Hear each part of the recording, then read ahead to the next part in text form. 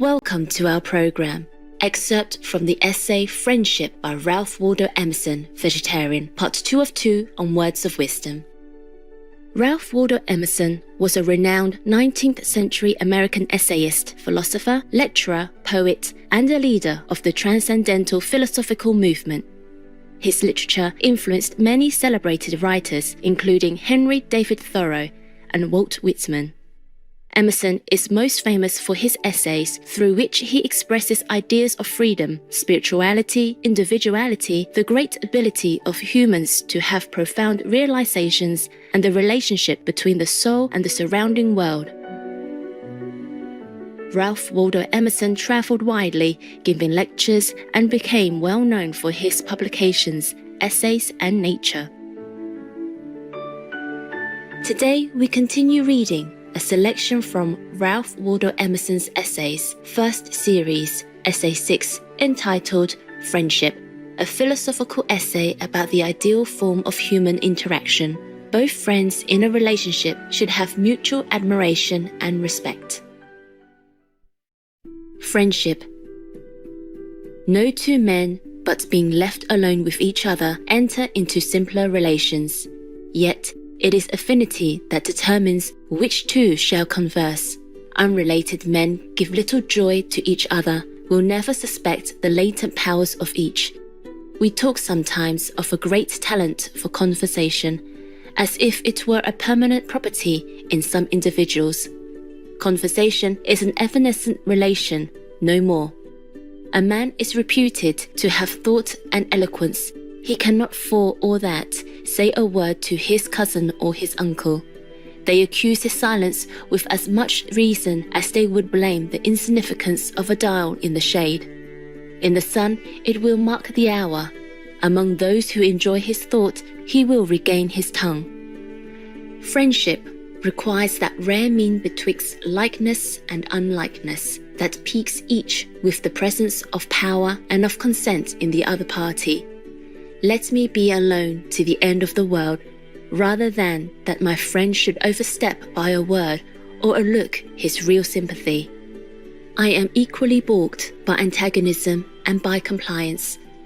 Let him not seize an instant to be himself. The only joy I have in his being mine is that the not mine is mine. I hate while I looked for a manly furtherance, or at least a manly resistance, to find a mush of concession. Better be a nettle in the side of your friend than his echo. The condition which high friendship demands is ability to do without it. That high office requires great and sublime parts.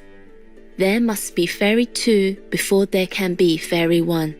Let it be an alliance of two large, formidable natures, mutually beheld, mutually feared, before yet they recognize the deep identity which beneath these disparities unites them. He only is fit for this society who is magnanimous, who is sure that greatness and goodness are always economy, who is not swift to intermeddle with his fortunes. Let him not intermeddle with this, leave to the diamond its ages to grow, nor expect to accelerate the births of the eternal. Friendship demands a religious treatment. We talk of choosing our friends, but friends are self-elected. Reverence is a great part of it. Treat your friend as a spectacle. Of course, he has merits that are not yours and that you cannot honor, if you must needs hold him close to your person. Stand aside, give those merits room, let them mount and expand. Are you the friend of your friend's buttons or of his thought? To a great heart, he will still be a stranger in 1,000 particulars that he may come near in the holiest ground.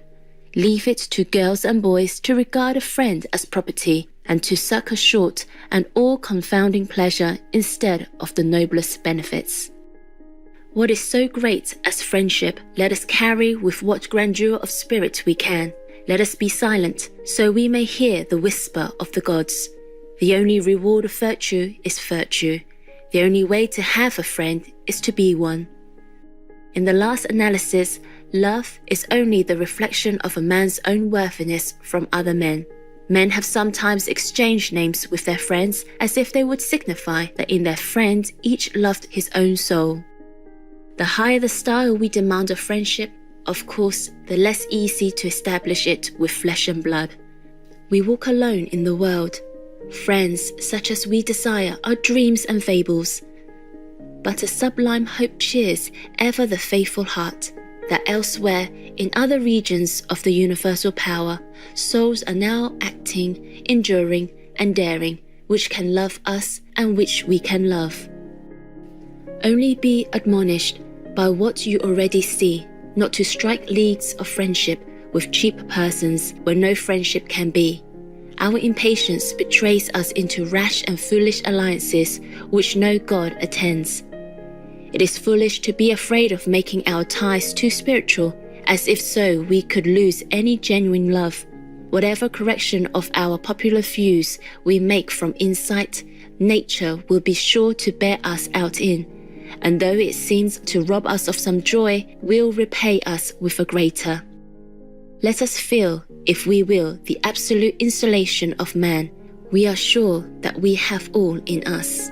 It has seemed to me lately more possible than I knew to carry a friendship greatly on one side without due correspondence on the other. Why should I cumber myself with regrets that the receiver is not capacious? It never troubles the sun that some of his rays fall wide and vain into ungrateful space, and only a small part on the reflecting planet. Let your greatness educate the crude and cold companion. If he is unequal, he will presently pass away, but thou art enlarged by thy own shining. It is thought a disgrace to love unrequited, but the great will see that true love cannot be unrequited. True love transcends the unworthy object and dwells and broods on the eternal. The essence of friendship is entireness, a total magnanimity and trust. It must not surmise or provide for infirmity. It treats its object as a god, that it may defy both. I eat a lot of raw fruits and do fruit smoothies as well as green drinks. And that gives my body everything it needs to thrive. My recovery time is so much better. My energy is so much higher. My workouts are better. And in my competing days, 4 times I've been overall winner on bodybuilding. Will Tucker, vegan. Graceful viewers, it was wonderful of you to join us for today's Words of Wisdom.